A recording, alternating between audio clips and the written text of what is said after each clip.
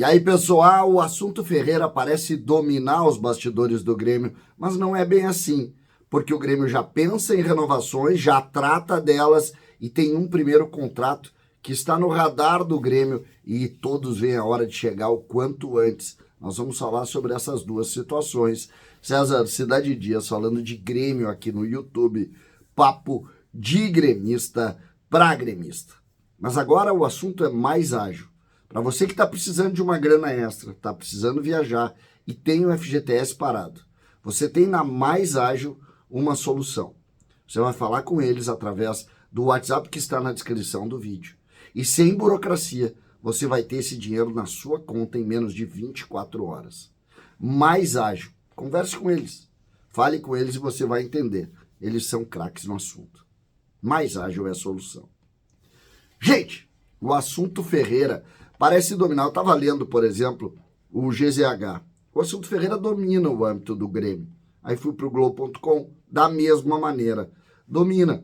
Falam lá, já fazendo projeções, quem foi Ferreira aqui no Grêmio e tal.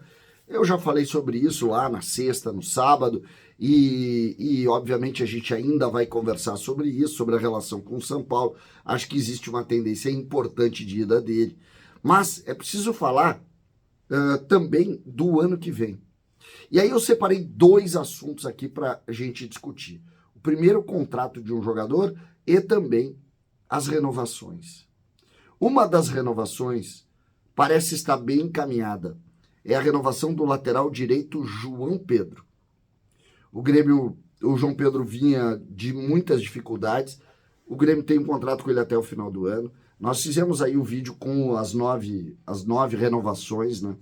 E o Grêmio parece, então, estar encaminhado para renovar com o João Pedro e deve renovar com o Bruno Alves e o Bruno Vini. Mas esses dois eu não tenho confirmação, por isso vou deixar um pouco para depois. Mas o João Pedro já é domínio da imprensa, já foi vazado pelo Grêmio.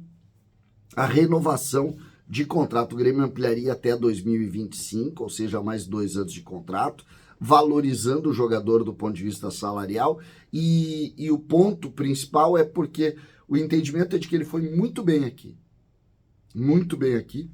nessa temporada de 2023.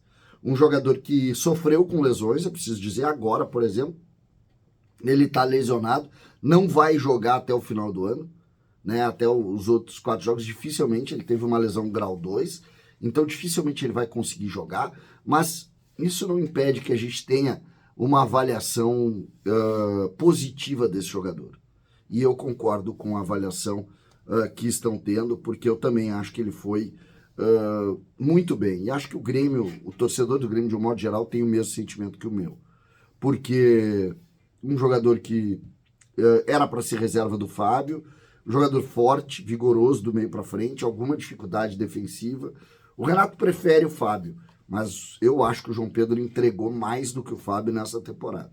A gente sabe que o Fábio é mais experiente, que o Fábio, se estiver bem fisicamente, pode compor. Agora ele tem 4 jogos, mas o João Pedro foi bem.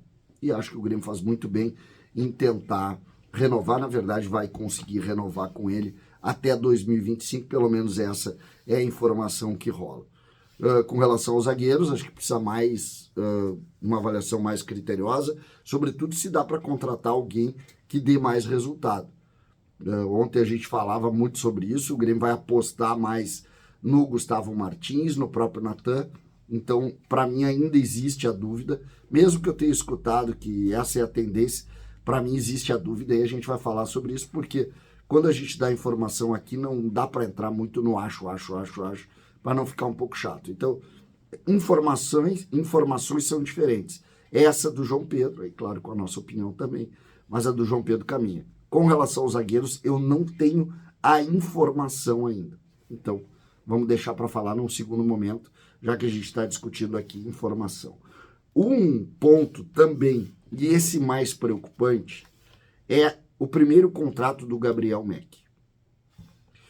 O Gabriel Meck é considerado o principal talento das categorias de base do Grêmio. Tá? Hoje, o talento, ele é a grande esperança de um jogador acima da média das categorias de base. E eu digo ele é uma esperança porque a gente sabe que ele não virou ainda, né? Chega uma hora que o jogador precisa dar aquele start para ser jogador profissional. E ele tem 15 anos. 15 anos. Então, não é a hora de virar. Esse ano ele sofreu com algumas lesões, teve uma pubalgia, teve algumas dificuldades. Ele tem um nível de maturação ainda um pouco baixo. Ele iria para a Taça São Paulo, não vai mais. Não vai para a Taça São Paulo. O Grêmio faz um trabalho específico nele para crescimento. Ele ganhou 7 quilos nessa temporada. Ele está evoluindo, mas o Grêmio precisa ter tranquilidade com ele hoje. E a expectativa do primeiro contrato é algo que, de alguma maneira, o Grêmio se preocupa. Abril é um mês de aniversário dele e, obviamente, o mês do primeiro contrato.